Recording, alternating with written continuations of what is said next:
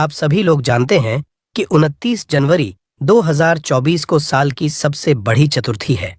मतलब कि इस चतुर्थी को हम संकटा चौथ भी कहते हैं, तिलकुट चौथ भी कहते हैं और गणेश चतुर्थी भी कहते हैं।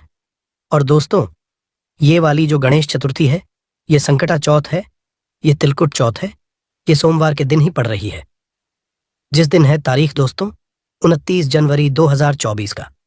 इस पूरे साल में भगवान शिव जी की बहुत ही बड़ी कृपा हो रही है। ये बात आप सभी लोग जरूर होंगे, क्योंकि इस बार की जो सबसे बड़ी चतुर्थी है, संकट चौथ या तिलकुट चौथ, वो भी सोमवार के दिन ही पड़ रही है। इसका मतलब है कि इस दिन आप भगवान को प्रसन्न करने के लिए जो भी उपाय करेंगे, उसका फल आपको डबल ही मिलेगा। क्योंकि आप दो विशेष दिनों पर एक ही दिन वो जो है उपाय करने वाले हैं। ठीक है, सोमवार का दिन भी रहेगा, तिलकुट चौथ का भी दिन रहेगा।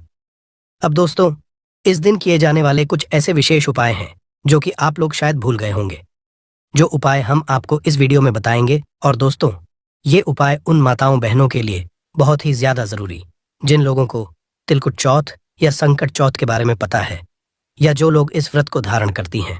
ठीक है, तो सबसे पहले हम आपको यहाँ पर बता दें कि इस चतुर्थी को गणेश चतुर्थी के नाम से भी जाना जाता है, तिलकुट चौथ के नाम से भी जाना जाता है, संकटा चौथ के नाम से भी जाना जाता है। और दोस्तों, ये वाला जो दिन होता है, ये विशेष रूप से माताओं बहनों के लिए बहुत ही ज्यादा जरूरी होता है, महत्वपूर्ण होता है। क्यों होता है? क्योंकि इस दिन माताओं बहनें अगर इस दिन का व्रत करती हैं, संकटा चौथ का व्रत करती हैं, व्रत धारण करती हैं, तो भाई दिन उनकी संतानों के लिए बहुत ही ज्यादा विशेष हो जाता है। मतलब कि उनकी संतानों को आगे आने वाले दुख और परेशानियों से दूर कर देता है। साथ ही में उनके परिवार में दुख और समस्याओं को दूर करता है। उनके कुल में आने वाली जो भी दुख और समस्याएं होती हैं, वो दूर हो जाती है। साथ ही में सुख और शांति उनके घर के अंदर प्रवेश करती है। उनके सारे काम धीरे धीरे करके बनना शुरू हो जाते हैं। ठीक है, उसके बाद में दोस्तों, अब हम बात करते हैं इस साल की पहली और सबसे बड़ी चतुर्थी के दिन किए जाने वाला सबसे बड़े उपाय के बारे में। क्योंकि यही एकमात्र ऐसा उपाय है जिस उपाय को जो भी माता बहन इस दिन कर, उसकी जो भी मनोकामना होगी वो पूर्ण जरूर होगी, वो भी दोस्तों बहुत ही कम समय के अंदर। इसलिए इस उपाय को आप लोग सुन लेना, उसके बाद जरूर करना। ठीक है, तो दोस्तों, ये वाला जो उपाय है, ये 9 शमी पत्र का उपाय है और ये घी के दीपक का उपाय है। ये उपाय इतना ज्यादा मतलब कारगर है, क्योंकि इस उपाय को अगर आप साल के 7 साल की सबसे बड़ी स्तुति के दिन करते हैं, तो निश्चित ही भगवान गणेश जी की कृपा, साथ ही भगवान शिव जी की कृपा भी आपके ऊपर जरूर होगी। ठीक है, क्योंकि इस दिन भगवान शिव जी का भी है और ये दिन भगवान गणेश जी का भी है, क्योंकि ये चौथ का दिन है। ठीक है, तो करना क्या है दोस्तों, इस दिन आप लोगों को 9 शमी पत्र लेकर आना है। ये 9 शमी पत्र आप लोग कहाँ से लेकर आओगे? तो देखो, शमी पत्र आप लोगों को कहीं बिकते हुए तो नहीं दिखेंगे, ये आपको किसी पेड़ में ही मिलेंगे। तो 9 शमी पत्र आप लोग लेकर आ जाना, तैयार करके पहले से रख लेना। ठीक है, इस उपाय को आप कर सुबह भी सकते हो, शाम को भी कर सकते हो, पर अगर सबसे सही समय देखा जाए तो शाम को करोगे तो वो ज्यादा बेहतर होगा। ठीक है, तो 9 शमी पत्र लेकर आना। साथ ही में दोस्तों, एक घी का दीपक भी बनाना। घी का दीपक आप मिट्टी का भी ले सकते हो, मिट्टी का लोगे तो नया दीपक लेना, बाकी मिट्टी का नहीं ले रहे हो तो आटे का दीपक बनाना। एक छोटा सा मतलब मीडियम साइज का, उसके अंदर गोल बाती रखना, क्योंकि भगवान शिव जी, भगवान गणेश जी के लिए हम बाती लगाएंगे, तो एक गोल बाती रखना। शुद्ध देसी गाय का घी उसमें डालना, उसमें तेल नहीं डलेगा, घी डलेगा। ठीक है, सिर्फ एक ही दीपक यहाँ पर हम जलाने वाले हैं। ठीक है, तो एक दीपक और 9 स्वयं पत्र लेकर आप भगवान शिव जी के मंदिर पहुंचना। सर्वोत्तम जो समय है उपाय करने का, वो शाम का समय है, क्योंकि दीपक शाम के समय ही जलाया जाता है या रात्रि समय जलाया जाता है। बाकी आपका मन सुबह करने को है तो सुबह भी कर सकते हो। ठीक है, तो करना क्या है, भगवान शिव जी के मंदिर पहुंचना है, सारी चीजें लेकर पहुंचना है, अपने साथ अपनी माचिस लेकर जाना है, दीपक को जलाकर नहीं लेकर जाना है, वहीं पर जाकर जलाना है। ठीक है, तो भगवान शिव जी के मंदिर में जैसे ही पहुंचते हो, तो शिव जी के मंदिर में पहुंचकर आप लोगों को सीधा भगवान शिव जी के शिवलिंग के पास में जाना है। सबसे पहले उनके दर्शन करना है। दर्शन करने के बाद दोस्तों, आपको अपने 9 शमी पत्र निकाल लेना है। ठीक है, 9 शमी पत्र निकालने से पहले आप लोगों को हम एक बात बता दें कि शिव जी के शिवलिंग के ऊपर एक गणेश जी का स्थान आप लोगों को शायद पता होगा। और अगर नहीं पता है तो हम आपको बता देते हैं, क्योंकि पहला काम हमें यहीं पर है ना? तो गणेश जी का जो स्थान होता है शिवलिंग के ऊपर, वो होता है जो जलाधारी होती है भगवान शिव जी की। जलाधारी का जो राइट हैंड साइड होता है, मतलब शिवलिंग जिस तरफ है, शिवलिंग जिस तरफ से आपको दिखती है वैसे ही आप खड़े होकर देखना, और उस समय आपका जो राइट हैंड साइड हो वो ही भगवान शिव जी का राइट हैंड साइड होगा। क्योंकि अगर उनके सामने से खड़े होकर देखोगे राइट हैंड साइड, तो वो आपका उल्टा हाथ होगा। तो इसलिए भगवान शिव जी का राइट हैंड साइड देखना, उस राइट हैंड साइड की होगी, वो होता है गणेश जी का स्थान। ठीक है?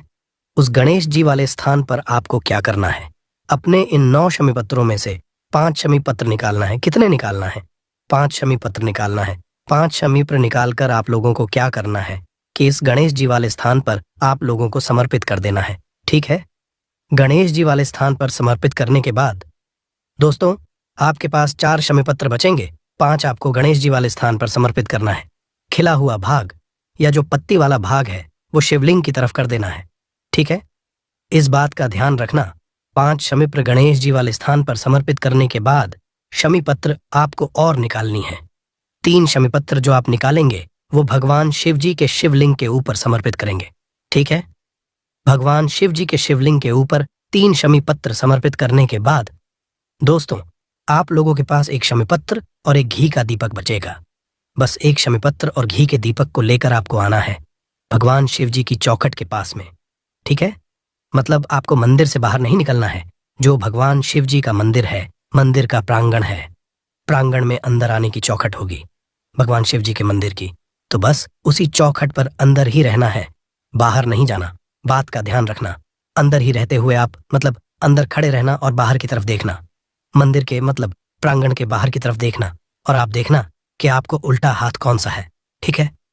उस उल्टे हाथ की चौखट पर सबसे पहले आपको क्या करना है, वहां बैठना है। अंदर की साइड ही बैठना है, बाहर जाकर मत बैठना। ठीक है?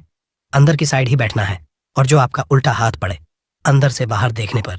साथ ही में दोस्तों, आपके पास जो आखिरी एक बचा हुआ शमी पत्र है, उस शमी पत्र को आप भगवान शिव जी की चौखट पर जब समर्पित करेंगे, रखेंगे वहां पर नीचे, तो भगवान गणेश जी का मोर ध्वज या मयूर ध्वज, दोनों में से कोई एक नाम देख लेना, मूर ध्वज या मयूर ध्वज।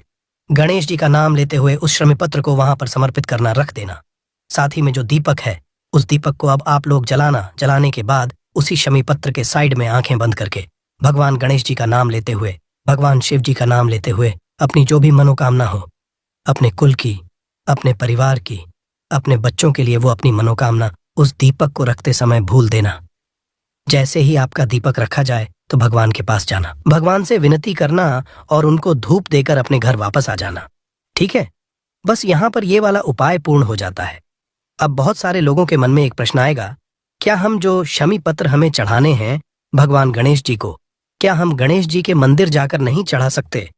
तो पंडित जी ने जो उपाय में बताया हुआ है वो शिवलिंग के ऊपर जो गणेश जी का स्थान है वहीं पर चढ़ाने के लिए बताया हुआ है। इसके अलावा और कहीं नहीं बताया गया है। ठीक है? तो इस बात का आप लोग ध्यान रखना। उसके बाद में दोस्तों, अगला एक ऐसा हम आपको उपाय बता रहे हैं। ये उन लोगों के लिए है, उन माताओं बहनों के लिए है जो लोग संकटा चौथ या तिलक और चौथ का व्रत धारण करती हैं, क्योंकि उन्हीं के इस व्रत के परिणाम स्वरूप उन्हें वो फल मिलेगा जिसके कभी कामना भी नहीं करी होगी। तो साथ ही में दोस्तों, आप सभी लोग जानते हैं, तिलकुट चौथ या संकटा चौथ के दिन रात्रि में या शाम के समय माताएं बहनें जो हैं पूजन करती हैं। ठीक है? चंद्र की पूजन करती हैं, चंद्रदेव की पूजन करती हैं। साथ ही में दोस्तों, वो भगवान गणेश जी की भी पूजन करती हैं अपने घर में। और भगवान गणेश जी की जब आप पूजन करो ना, मतलब दोस्तों, आप लोग जब पूजन शुरू करने के लिए बैठो या पूजन करने के लिए बैठो, तो अपने घर से कुछ गेहूं के दाने ले लेना। ठीक है? गेहूं के दाने लेने के बाद उस पूजन वाले स्थान पर रख देना जहां पर आप इस संकटा चौथ या तिलकुट की पूजन करने वाली है। क्योंकि माताएं बहनें इस व्रत की पूजन करती हैं, इस दिन का पूजन करती है, तो भाई उन्हें ही अपने हाथों से कुछ गेहूं के दाने लेना, याद रखना। ठीक है? पंडित जी ने गेहूं के दाने का ही बोला है, तो कुछ गेहूं के दाने लेना और उस गेहूं के दाने को आप अपने पूजन वाली जगह पर रख देना। पूजन वाली जगह पर जैसे ही आप लोग रख दोगे ना, उसके बाद में आप अपनी पूजन को संपन्न कर लेना। जैसे आप पूजन करते हो वैसे कर लेना। उसी के बाद में दोस्तों, अब जैसे ही आपकी पूजन हो जाती है, ना तो पूजन होने के बाद या सुबह के समय आप लोग करना ना उस जगह पे से मात्र 2 गेहूं के दाने उठाना, जो आपने अपने पूजन वाले स्थान पर रखे हुए हैं। इन 2 गेहूं के दानों को आप अपने घर के किसी भी सदस्य को देंगे, तो भाई उसके जो भी काम होंगे वो सारे बनना शुरू हो जाएंगे। या अगर आपके घर परिवार में कोई ऐसा सदस्य जो कि हमेशा अपने कोई भी काम करता है, तो भाई वो उसके सफल नहीं हो पाते। अगर उनको ये 2 चावल के दाने दे देंगे, उनके काम बनना शुरू हो जाएंगे।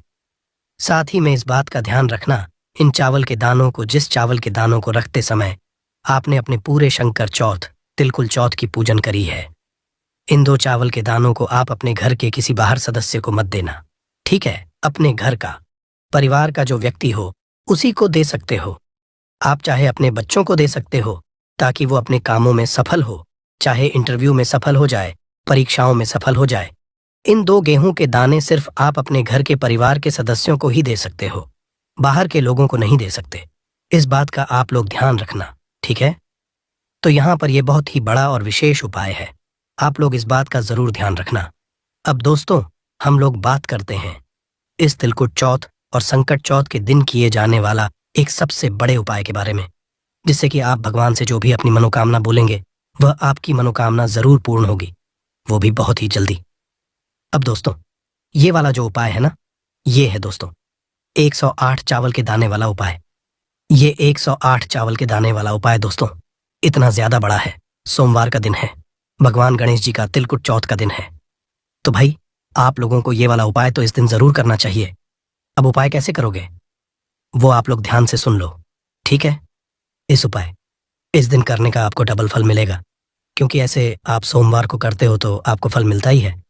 पर तिलकुट चौथ और संकटा चौथ जिस दिन सोमवार ही पड़ रहा है, इस दिन अगर आपको ये वाला उपाय कर लोगे इस बार के सोमवार को, तो भाई आप लोगों को इसका डबल फल मिलेगा। इस उपाय को करने के लिए मात्र आपको 108 चावल के दाने अपने घर से लेकर जाने होते हैं, अपने घर के रसोई घर से, वो भी प्रातःकाल सुबह सुबह। आप इसके साथ में 1 लोटा जल वगैरह जो भी लेकर जाना चाहे वो लेकर जा सकते हैं, ठीक है?